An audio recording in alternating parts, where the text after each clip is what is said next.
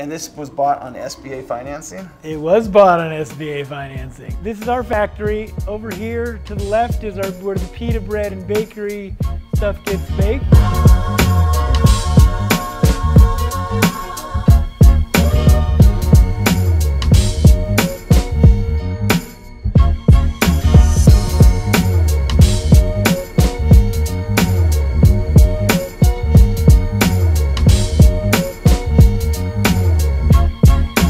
So, what is an SBA loan? An SBA loan is a business loan for your business where you can buy properties, right? Most people, when they think of small business loans, they think, I'm gonna go borrow money to buy equipment, I'm gonna borrow money to buy something. But what I'm talking about an SBA loan, I'm talking about an SBA loan that allows you to buy a piece of property, occupy 51% of that property, and pay only 10% down for that property. And you can finance in your improvements, you can build your whole property. And if you're buying property and you're trying to think, like, how can I buy more property? Expand your business, expand your real estate portfolio. And that's exactly what my good friend Michael has done in this video right here. I hope you enjoy it. Talk to you in the next one. Peace. So we're gonna have to get suited up. This is a USDA facility. We need hair nets. Not me. And a beard guard. I don't know, you might need one still. Okay, I think you need one for sure. We official in here.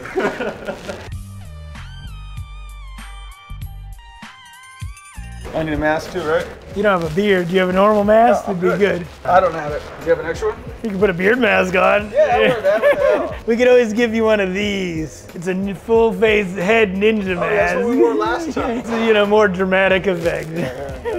This can come off then, That can come off. You don't need it. You can keep that as a souvenir. All right, souvenir. Comment if you want one. I'll send this to you. Best comment gets a used hair cover. It's been a lot to retrofit the building. Just know that. It's just as hard as building a new building. Probably takes the same amount of time. Construction costs are a little pricey to build a 70,000 square foot building.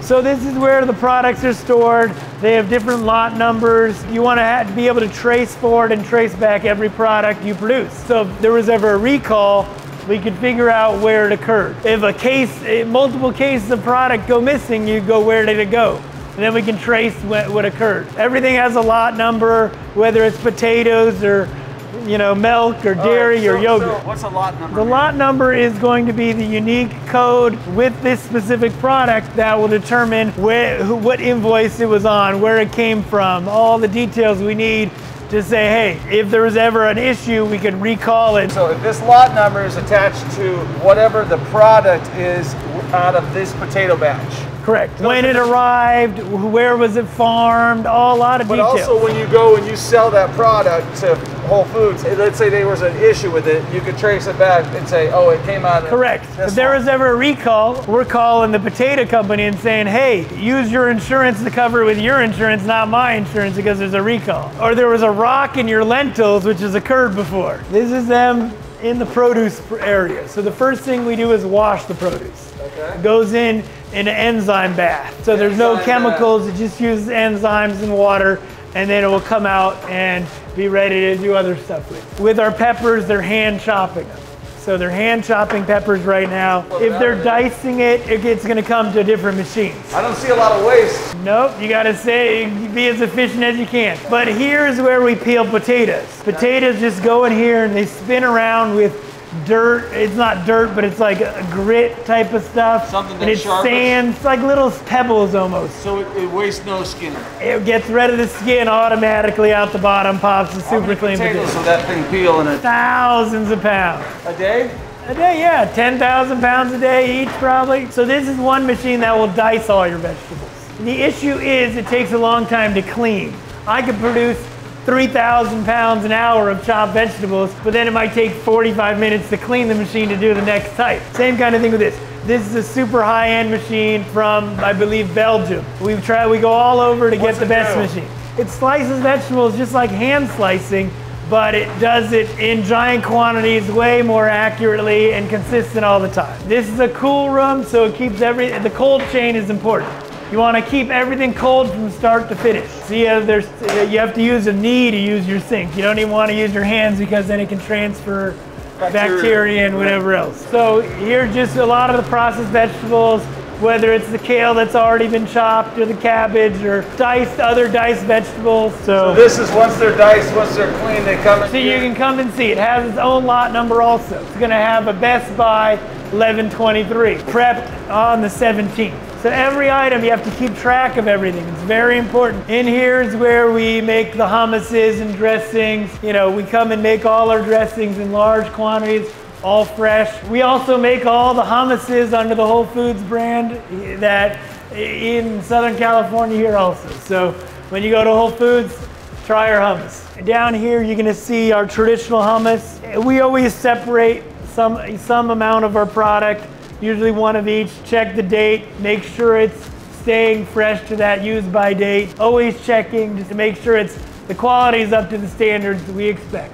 Awesome. And our customers expect. This is the USDA facility. The floor alone is called Urocrete, costs $10 a square foot. Urocrete's a mixture of urethane and concrete type of stuff. But when it costs $10 a foot, there's a reason why we didn't put it everywhere. What does this machine do right here? This is gonna package all our salads. So you packages either 2 or 4 at a time, individual ones. Currently we do about 250,000 salads a month. We deliver them with our own trucks to make sure that it gets, as soon as it's produced that night, it leaves our facility to go by truck to Whole Foods. So that's the cold rooms. At least we won't be cold anymore. We're done being cold. So this is the hot room. This is where they're gonna be making all the food now. So whether they're steaming potatoes, like those purple potatoes, making large quantities of quinoa and other types of grains. We have big, expensive equipment to do it all. This is quinoa, red quinoa, organic red quinoa for our salads. What are the health benefits of quinoa? A lot of people love it. It's considered a seed and not a grain.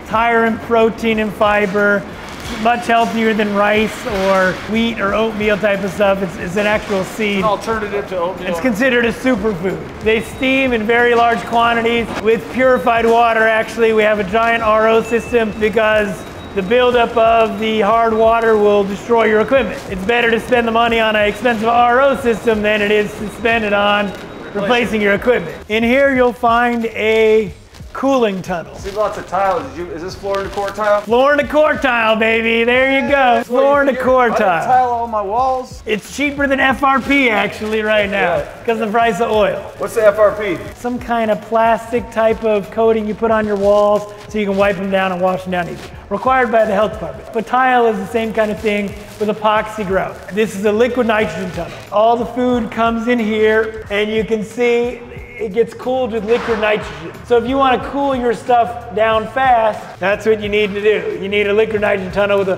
40-foot tower of liquid nitrogen in the back. This sounds cheap. Yeah, super cheap. So would this cost you about $10,000? Yeah, I wish, right? Between the whole thing, it's probably about $800,000 with all our setup. With all the stuff that it goes with. So there's a 40-foot cooling tower. But whether it's a frozen meal, lentils, we cool it all down here very quickly, which will add to your shelf life naturally. This is where you'll see them make IO foods. So if you want to try chicken yassa, we are the people that produce it. And IO is found in Kroger and Target. How often is this place running? We run, I guess, 7 days a week. You know, this is a slow day. So the people in the food aren't really, they're prepping. So we ship food to Whole Foods 3 times a week. They're finally getting the cooling done for these rooms. This is called a slot drain. You basically take the mop thing and you push it down here. It's called an actual slot drain, and then it comes in a basket. It's all, I can drive a forklift on it. So it's pretty big. It's a pretty expensive drain. They're probably like $7,000 to $10,000 just to get them in. Each one. You gotta have steel workers put them in. You need a plumber to put them in, but they have to dig down a lot. Everything costs a lot of money in commercial. Every single thing you do. This is, you know, what a $90,000 dishwasher looks like. Only 90 grand for this? Yeah, only 90 grand for this dishwasher, but it allows, I can wash big things in here. Your dog, anything you need, you know. Do you wash your dog in here? No, I don't. Reuses the water, uses very low amount of chemicals. There's our Hobart industrial dishwasher. It's like 30 feet long, and it can wash, I guess, 5,000 sheet pans an hour. So if you want to get your job done It's a lot better to pay someone to load and unload a dishwasher than it is to pay someone to scrub dishes. It's a lot, you know, there's a lot more people willing to do that. So let's just emphasize on that point. What he's saying is he deals with a lot of employees. He's got 175 of them, he said? It's better to hire one of them just to deal with this versus that, and he's going to spend the money on that. How much is that machine? $250,000.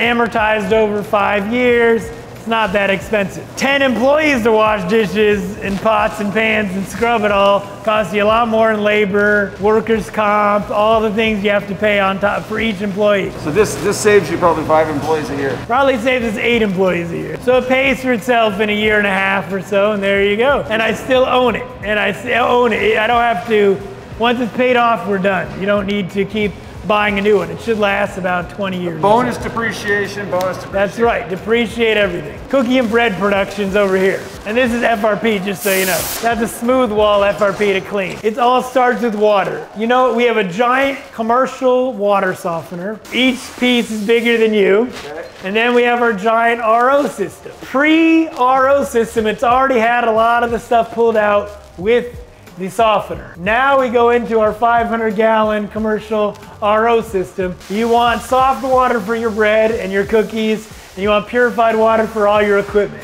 And then we have its own, there's a special hot water heater just for the bread, so they get it at the exact temperature they need. This is the old Food for Less. All this knowledge is developed over a lot of years. 14 years, yes. Asking questions, making mistakes, doing it the wrong way. That's right. No one teaches you how to make, you know, lots of money unless you're in real estate and you buy a course. See, there you go. Well, we're gonna have a course soon, so make sure you subscribe because we'll put that out too. We're gonna start looking around and I'll show you cookie and I'll show you bread. So in here, they're making the tops for our cookie pies. They're mixing everything for over here. You'll see all the mixers against the wall is where they're mixing all the dough for the cookies if you want to see that. Then we run it through our cookie machine and it comes out as little cookies. And we have a couple this type of cookie machine. Over here is our fully automated pita bread line. So you mix your dough and then we put it into a coning balling machine. So we have our pita bread machine comes from like 4 different countries. It'll come through here, it'll get sheeted, which will get smushed. It's gonna rise in this area, then it's gonna get flattened again, coming this direction, then it's gonna rise again, and then it's gonna go through a giant oven on the other side that goes to like 800 degrees or something, and it will come out, and then they will either pack it for retail sales under Eat Pita. You'll find a Whole Foods and other small markets in town, or they make pita chips. So there's gonna be a line of people opening up the pita bread because ours isn't commercially done, it's handmade. So they open the pita bread, they spray oil and seasoning on it, and then they bake it again. So here, if you want to cook like 100 turkeys at a time, you come here and we'll do the whole thing. So they're getting these cookies ready to go put in. These are the ones they already baked. There you go. You can feel them. These are still warm. Those are they look like either a raspberry or cherry cookie pie. We'll come over here, you're gonna see them making all our cookie pies. So it's auto-fed over here. They put all the cookies onto the unifiller and then you save a lot of labor by, instead of having to put the jelly on each cookie. So these are white chocolate raspberry cookie pies. The chocolate temperer is tempering the chocolate as we go. They're hand dipping each one in white chocolate, and then they get cooled over here, and out the other end you have a cookie that's ready to be packaged. There's a lot of hands in the process. It's a lot. That's why it's a handmade cookie. So you can see them getting these cookies ready to be packaged in the packaging machine. So then you get them packaged over here, and then they'll get ready to go into the boxes for Costco. What do you guys do with all your waste? We donate a lot of it. If it's or we eat them. Employees get them, or we donate it to 3 Square. We donate a lot to 3 Square. Millions of pounds of food. So these are the cookie pies getting ready to go out to Costco. Only like $11.98. There you go, for 1 box. It's a deal. Can they order direct from you guys? We can't order quite yet, but we should have it at the beginning of the year. You should be able to order direct. If you order a lot, you can order direct. All right, so if you want to order a bulk, if you're Whole Foods or if you're a company like that. Or, you know, my attorney bought 100 boxes. My other friends buy, 25, 30 boxes. Why don't we give you an order for like 50 boxes for like Christmas? I'll show you the high-end ones if you like now. I'll give you, who said high-end? I'm gonna give you a box of high-end ones and you can see it. You can try your cookie now. There you go. Okay, good. Raspberry white chocolate. How does it taste? Excellent. What kind of dough? What kind of this stuff is this? That's a shortbread cookie Shortbread, raspberry jam in the middle, and white chocolate. white chocolate. What's the thing on top here? It's like some sort of cinnamon, brown sugar. Cinnamon cookie. So it's like 2 cookies with the jam, putting it together, dipped in white chocolate. Good cookie. Excellent Damn good cookie. Actually, the first time you gave me a bunch of cookies, I ate them all like in one sitting, so they're really good. So we just wrapped an amazing tour of an awesome facility. It's more impressive each time I see it. Like, I'm like, you showing us everything. Michael, you started real estate investing when? 2001. Instead of going to law school, I became a real estate investor. Are you glad you made that decision? I am. Okay. I saw an opportunity.